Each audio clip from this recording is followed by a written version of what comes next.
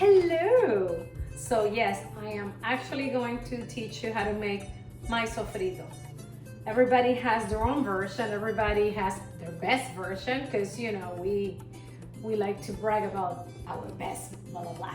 But I like mine and I think I have done justice to my sister and my mom, hopefully. So here's what we have. We're going to need garlic. I have about this amount of garlic. I mean, it's doesn't matter the amounts. I kind of have equal amounts, even though I have a shit ton of cilantro in comparison. So I don't know, just eyeball it. I just buy whatever amount, and that's the amount I use. You know, like they sell the little bunch. You know, so that's what I put. I don't measure it or anything. So yes. These garlics were like humongous, so I had to cut them. This is garlic. And this is some cilantro.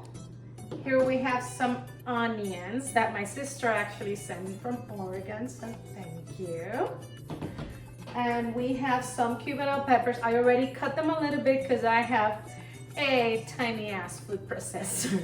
I mean, you still have to cut it a little bit, but I had to cut a little tiny more because, yes, it is this big. Oh well. So we also have ají dulce, or Cubans call it ají cachucha. It's a pepper. It's not a sweet pepper. It's not a spicy pepper, a hot pepper. It looks a lot like the Scotch bonnet, so you have to be careful. Sometimes you find it at Publix. If you're in Miami, you find it anywhere, but here it's a little different. And this is recao or culantro. It's a, oh my god, my favorite smell in the whole world. It's like if a basil and a cilantro had a baby, which actually when I lived in Mexico, I used basil because they didn't have recao. So I also have some olive oil. So because sometimes it can get a little dry, so I put a little olive oil. Some people put vinegar, some people put water. I use olive oil. That's just me. And I put everything in little mason jars because mason jars are awesome and I'm completely obsessed with mason jars. I drink from them. And it's, you know, like the smell doesn't stick. Like we always have an ongoing joke about having containers of margarine, like old containers like country crock full of sofrito, and that's the containers that we use for that. But I like to use these, and that's something I stole from my sister. Actually, thank you, Noe. And last but not least, a cocktail. Because you always need a cocktail when you're cooking anything Puerto Rico related. So give me a second. Ah, that was good. Okay, so let's just get going. And I'm gonna put like some equal parts of it. It doesn't have to be a specific kind. You know, you don't have to put all of them at once because I'm gonna put all of them in one container and then I'm gonna stir them up and then I'm gonna put them in the containers. So what do we use the sofrito for? I don't know why. We don't put it in coffee. That's probably the one thing I could tell you. We saute it with, you know, like you could put a tablespoon in a pan with olive oil, and you saute it, and you could put some meats in there, and it's like amazingly tasty. And I put it on everything, so I'm like the wrong person to ask where can I put it. So yeah, this is gonna be, that's the thing, like this is tiny, but it definitely, look, let me show you how, you see how coarse it is? I needed to put the camera far so I could accommodate. Yeah, it could be a little smaller, but I like it like this, so you can do whatever the hell you want at the end of the day, because I'm not watching. So yeah, oh my god, it smells so good. I love this smell. It's like, I'm telling you, it's like my favorite smell in the whole world. It's like, I swear to God, Titi Doña, my aunt who passed away last October, she was one of the most special people in my life.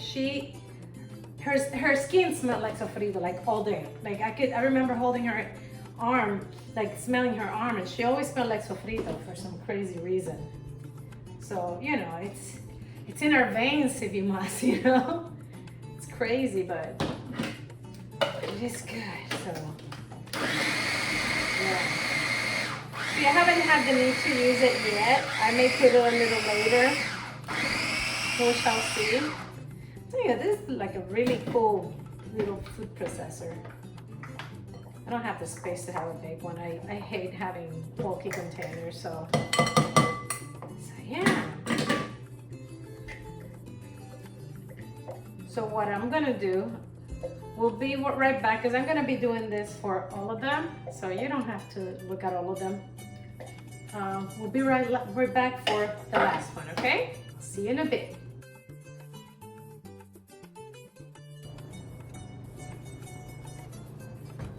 Okay, so finally we are done blending them. That took a little while because I didn't realize I had so much. So I have to go get other containers because I realized I don't have enough mason jars right now. So you who are not used to this may ask, so how can I eat this? Can I eat it raw? Is it like pico de gallo? No, it is not.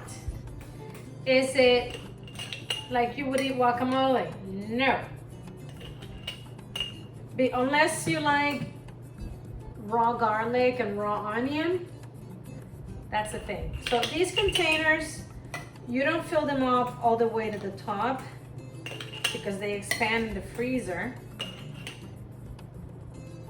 I like to use the smaller ones because I live alone, and that way I don't have to have this container for such a long time in the fridge.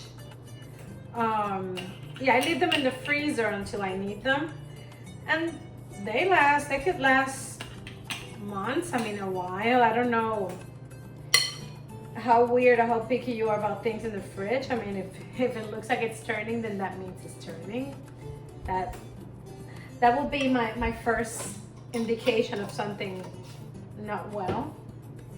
So yeah, so what more? You could put it in the rice, like you could always saute it because that way it'll bring out the flavor. I mean, you can always put it like a little bit in the water of the rice or the pasta, and that definitely gives it a good flavor, but sometimes I think that's a waste of sofrito, and I don't like to waste my sofrito. I love my sofrito. Or especially if it's somebody else's sofrito that I really, really love, like my sisters or my mom's, I don't waste it in water, that's for sure. Let me see, I can put a little bit more of that because there's some water in the bottom, so I just keep mixing it so not all dry stuff goes in there. So yeah, you see how it's a little juicy. So you see I didn't fill it all the way to the top. But yeah, a lot of countries have different versions of sofrito. And I'm sure a lot of countries will say, well, ours is the original one. I don't care, because I know a lot of our influences come from Europe or whatever. I don't give a shit. This is our sofrito. This is my sofrito. A lot of people put other things. I don't care. So, I'm sticking to this one. This is the one I've used all my life. And that's that. If you want to make your own, then teach me your own. But for my sofrito, this is it. This is it. And I'm sticking to that. Okay, I should have used a little smaller spoon because this is like all over the place now. There you go. So yeah, if you have any questions, just ask me, like, hey, how do you use this? Or where do you find that? I'll be more than happy to tell you where to get stuff or where not to get it. Definitely there are stores I wouldn't go to get this stuff because I know you find I have never bought sofrito from anybody. That's just, I know how to make it. Why am I gonna have some sofrito that looks really weird from I don't know where with preservatives and crap? So this is not that hard. And if you don't have all this stuff, like I know in Spain you can't find ají dulce, you can't find recao. I don't know what else you can find because I've never been to Spain. I'm sure you can't, maybe not Cuban peppers, I don't know. But, oh, so I did have enough containers, that's good. So yeah, I mean, you can make your own and you can work with what you have, you know, what else are you gonna do? Yeah.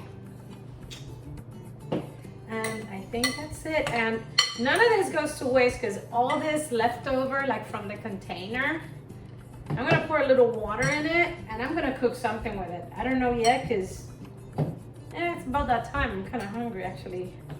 Though I don't feel like cooking. I'm tired from making sofrito. So yeah.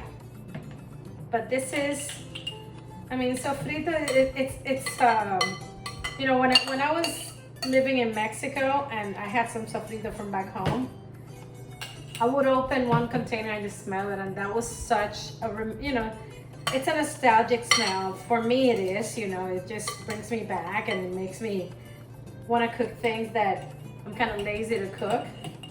So I just smell the sofrito and I feel better. I mean, I make my own things, you know, like even if I'm making like something Italian, I'll put a little sofrito on it. That's just how we roll, you know. Even though all the Italians are gonna be like, no, you can't do that. I don't care. I do my own thing. So anyway, I think that's it. If you want some sofrito, I have some. Just come get it. I'm not gonna go anywhere, you know, because COVID. So yay! Thank you for hanging out. And if you have any questions, email me or message me or PM me, whatever. Take care and have a wonderful day. Bye-bye.